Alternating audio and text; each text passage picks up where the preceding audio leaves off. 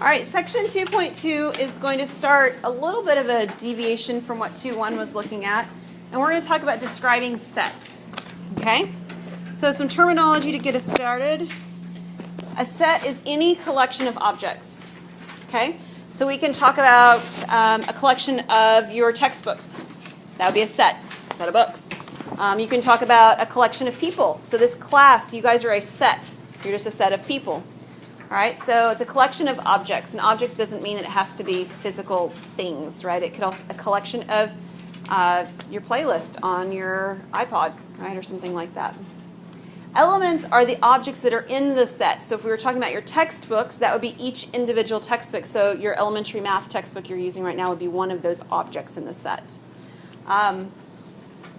If you were doing you guys as a class, if you guys are my set, then you guys are each individually elements in that set. Okay? If you were looking at your playlist in your phone or something like that, each individual song would be one of the elements.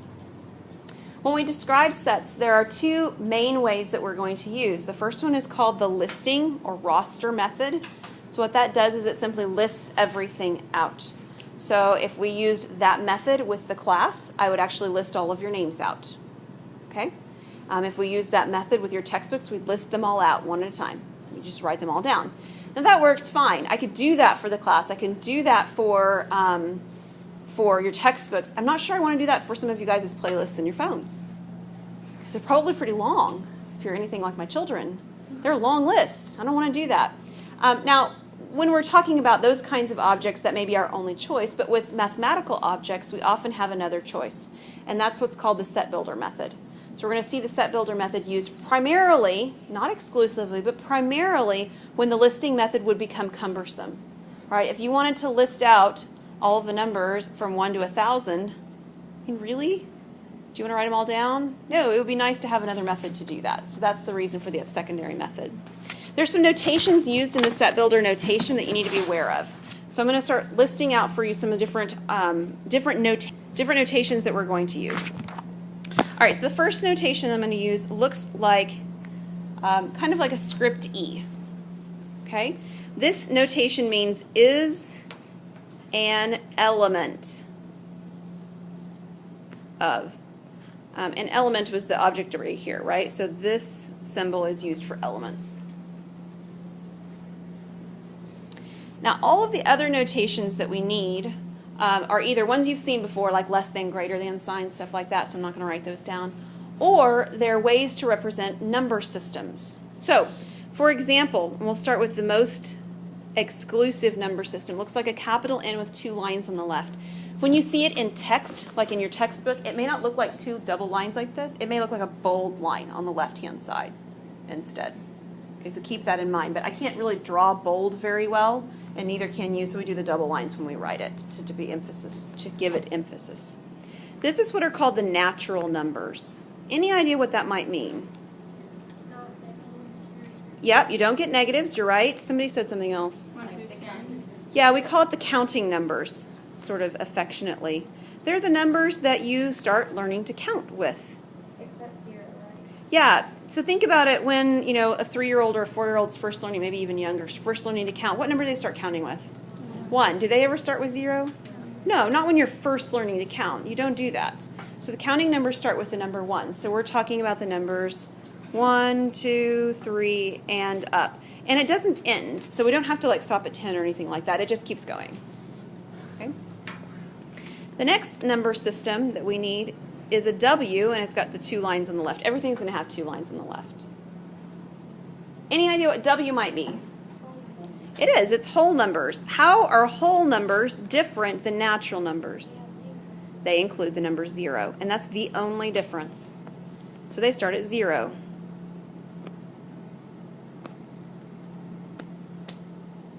And if you think about your sort of development of numbers, that's how I'm leading you down this path. This is what you do. You know, in your kindergarten and for early part of addition and subtraction, we start talking about numbers that are natural numbers.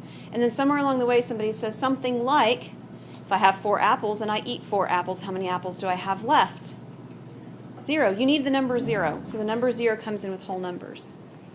Any idea what comes after you learn about whole numbers?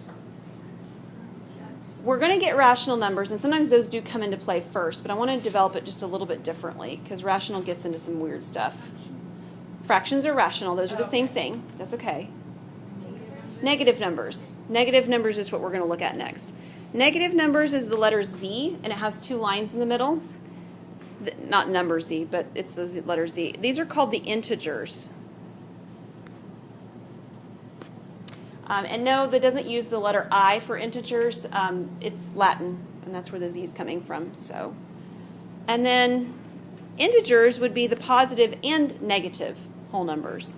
So really, you get things like -3, -2, -1. But you also get the whole numbers, 1 or 0, 1, 2, 3, and so forth. So that's basically just like any number. Well, it's not any number. Besides like. It's any number that doesn't have sort of a numerator-denominator issue going on, right? Yeah, you're right. And then there's two more. The next one is the one you guys mentioned, which is a Q. These are called the rational numbers.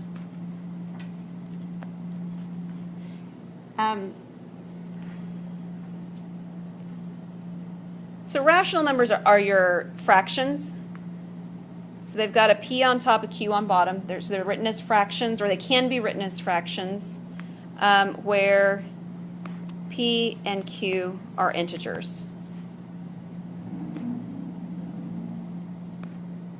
So that means that they can include 0.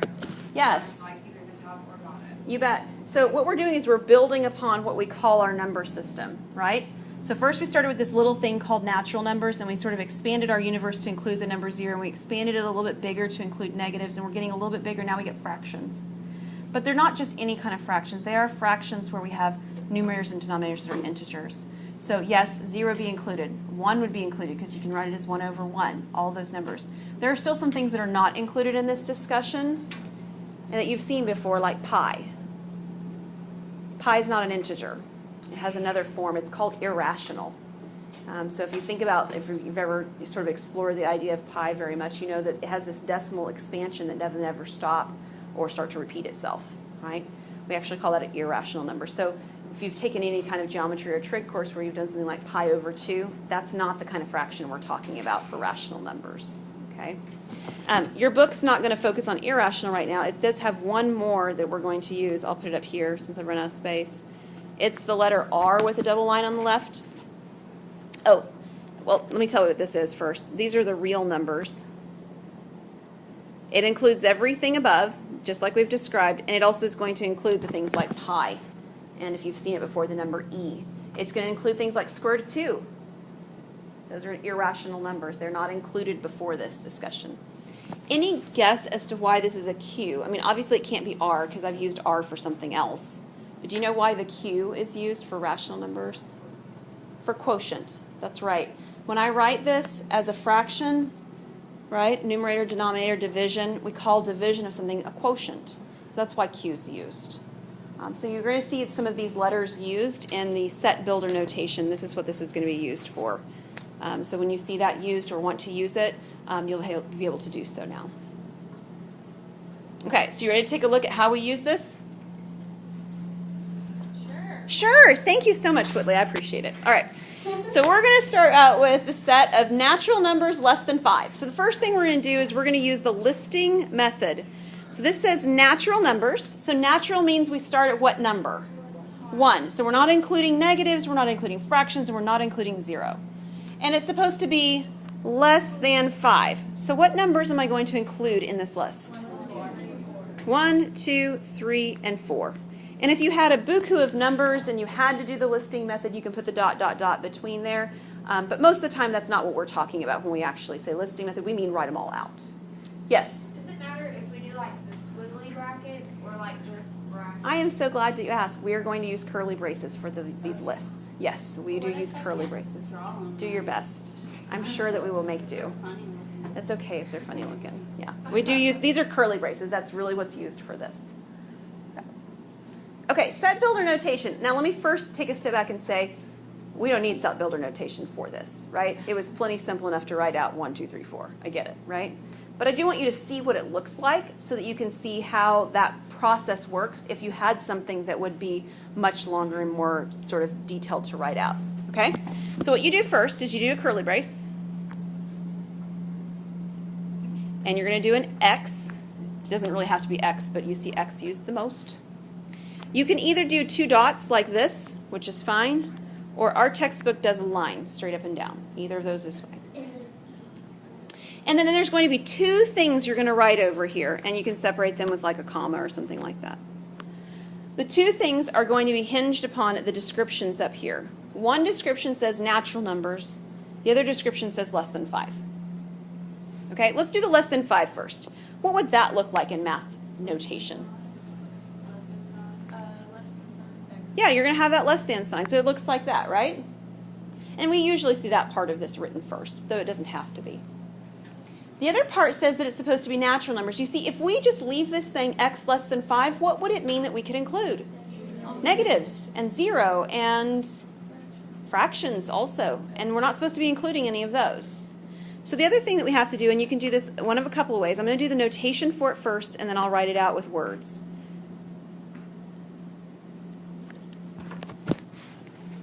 This says x is an element of the natural numbers. That's the shorthand notation for it. Okay? Condenses what we write down. Much like this notation, which you're comfortable and familiar with, is the same as writing out the statement x is less than 5. You're fine with this because you've done that for a while. This feels a little awkward because you haven't seen it done before.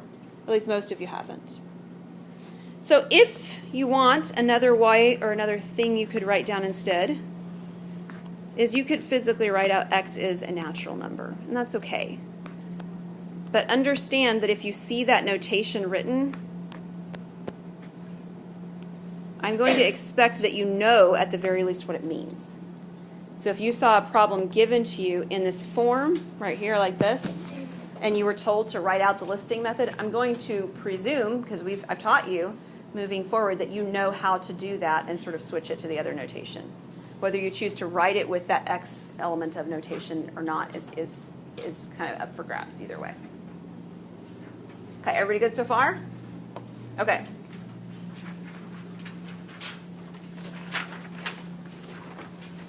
Another idea about sets is the idea of when sets are equal compared to being equivalent. Because those words we use in English to mean the same thing, equal and equivalent, right? Yeah, we do. Well, in mathematics, we're going to use them slightly differently, okay? Equal means the sets contain exactly the same elements. They're identical, okay? So if I talked about my immediate family, the ones who live in my house, and my husband talked about his immediate family, the ones who live in his house, those would be equal sets because it's the same family, exact same people, okay? Everybody good with that? Because this is the first time I cannot use the other example with my family because my family's grown since last year. All right. Let me jump down to equivalent sets, and then I'll go back to one-to-one correspondence. Equivalent sets means, and I'll talk about the correspondence in a minute, it means that the sets have the same number. So if I talk about my immediate family living in my house, and I have a sister-in-law who talks about her immediate family living in her house, those would be equivalent sets because we both have 6 people living in our house. So we would call those sets equivalent. Not equal, they're not the same people, but they're equivalent. Okay? Now, the equivalence definition talks about this idea of one-to-one correspondence. All one-to-one correspondence is saying that we can pair things up in a one-to-one fashion.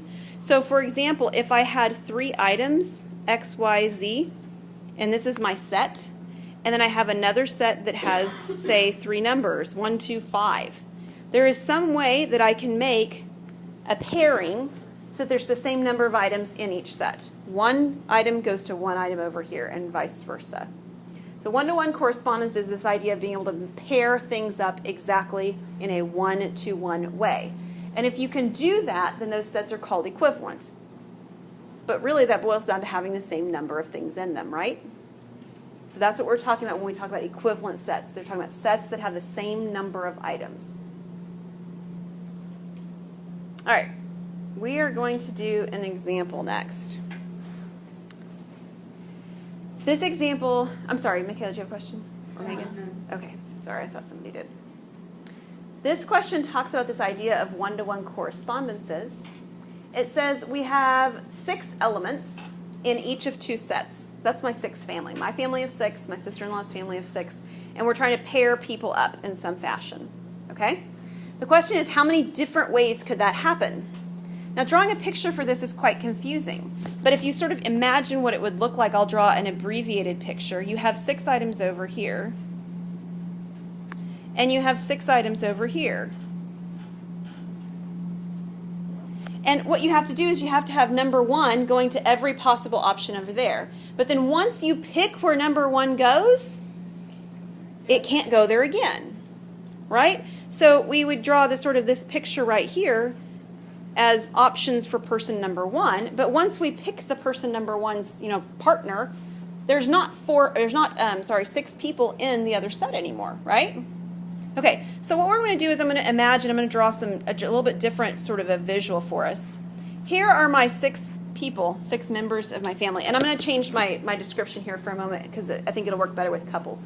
So imagine that I have 6 of you ladies in the room and I have 6 gentlemen standing in the hallway. Okay, can you picture it? Some of you are saying this sounds nice. All right, so I have 6 ladies in the room, have 6 gentlemen in the hallway. So gentleman number 1 comes in, and he has to pick a partner to go with him to, I don't know, something, coffee at Starbucks. How many choices does he have? 6. He has 6 choices. He picks you, and you leave, and you go to Starbucks. There's still 5 more people in the hallway. So person number 2 comes in. How many choices does he have? 5. He does not have 6 anymore. Person number 1 left. Person number 3 comes in. How many choices does he have? 4. And then 3. And then the last person is just out of luck. No, he has somebody. He just doesn't get a pick, right? And what this process does, this is called the fundamental principle of counting. And what it says is that each of these individual choices that are made can be multiplied by each other to find the total number of ways this could have happened. So grab your calculator. I want you to multiply 6 times 5 times 4 times 3 times 2 times 1, which is not real exciting at the end, but before that we're pretty good. How many different pairings could happen here? 720. And that's just with 6 people. Is it any wonder it's so hard to find the right person, right? 720. 720 correspondences. Okay, now we've been talking about the next thing, but we haven't used the phrase for it yet. The next thing we're talking about is called cardinal number. A cardinal number is just the number of items in a set.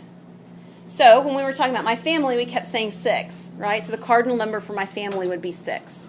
The cardinal number for this class would be 19. There's 19 of you in this class, all right? So a finite set, the notation for that looks like this, N of S. So when you see S, it's actually all of the objects. N of S is the number of objects. That is different. Okay, so S is not 5, unless it's simply the number 5. S might have a cardinality of 5. There's 5 items in it. A finite set is a set for which the cardinal number is a whole number. So it can be awfully large and still be finite. We can have 100, we can have 10 million, and it be finite. But it's a specific stopping number. And then an infinite set would be a set for which the cardinal number is not a whole number. Let me give you a real quick example of that because we haven't seen one yet today. We could talk about the set X, where X is greater than 5, and X is a natural number. So what would that look like if you started to try doing a listing method for that? It would keep going forever, right? 5, 6, 7, 8, and it never stops. That's infinite because it does not have a stopping spot. So there is not a cardinality for that we can describe with a whole number. The last one is the empty or null set. This is a set that contains no elements, has a cardinality of 0, and it's denoted in one of 2 ways. One way is a 0 with a line through it. So some of you may have already seen, if you're accustomed to writing your zeros that way, and we can fuss at you a little bit and say, you can't do that. You can't write a 0 like that. Because it has another meaning for what we're going to be really using it for. 0 with a line through it means empty set. The other option is to write curly braces that have nothing inside of them. please do not confuse these two notations and sort of merge them into one. We do not write curly brace, 0/3 into curly brace. We don't do that. We do one or we do the other. So an empty set is simply something that has nothing in it. So until last semester, I could have talked to you about how wonderful and amazing, and they are for real still now, but how wonderful and amazing the teenagers are who live in my house, because until last semester, I didn't have any teenagers living in my house. They're fantastic. We can talk about them in this sort of, theoretical sense because they didn't exist. Well, that doesn't work exactly anymore, but I could certainly talk to you about the 20-year-olds living in my house. There's none of them, all right? 0 20-year-olds live in the house, so we can talk all the time about how amazing they are. They do their dishes, they make their beds, they go to work, they bring home money, they give me money. This would be great. All right, so an empty set is simply something that has nothing in it. So it's a way we can describe something, but it doesn't contain any elements. All right, so we will come back next time and talk about cardinal numbers a little bit more.